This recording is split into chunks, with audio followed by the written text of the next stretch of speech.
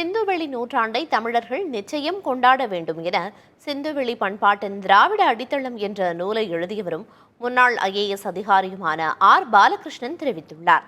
திராவிட மொழி குடும்ப நாகரிகம் குறித்து வெளிப்படுத்தியவர் என்பதால் ஜான் மார்ஷலை தமிழர்கள் கொண்டாட வேண்டும் என்றார்.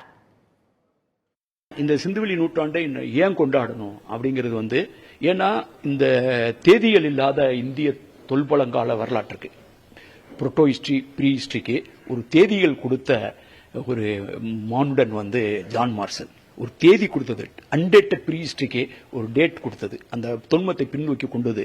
அது திராவிட மொழி குடும்பத்தை சேர்ந்தது என்பதற்கான அந்த குறிப்பை கொடுத்தது. இல்லைன்னா என்ன இருக்கு, இதை ஒரு நாகரிகம்னே கூட சொல்லியிருக்க மாட்டாங்க. மோஞ்சதாரில் கிடைச்சது, இப்ப நம்ம சொல்லணும்ல, கொடுமணல்ல கிடைச்சது, கீழடியில கிடைச்சது, சிவகலையில கிடைச்சது அப்படின்னு தனித்தனியா பாக்குறது வேற, இதை ஒரு நாகரிகத்தினுடைய தொடர்ச்சியா பாக்குறது வேற. ஆக அப்படிப்பட்ட ஒரு புரிதலை கொடுத்ததுனால, இன்னும் சொல்ல போனா இந்திய வரலாற்றுக்கு ஒரு முகவரியை கொடுத்ததுனால ஜான் மார்ஷலை கொண்டாட வேணும். இதை வேற யாரும் கொண்டாட மாட்டாங்க. ஜான் மார்ஷல் பேரை கூட யாரும் சொல்லி பாராட்ட மாட்டாங்க. மற்ற அவரை வேறு யாரும் கொண்டாடவில்லை என்பதனாலேயே தமிழ் மக்கள் அவரை கொண்டாட வேண்டும்.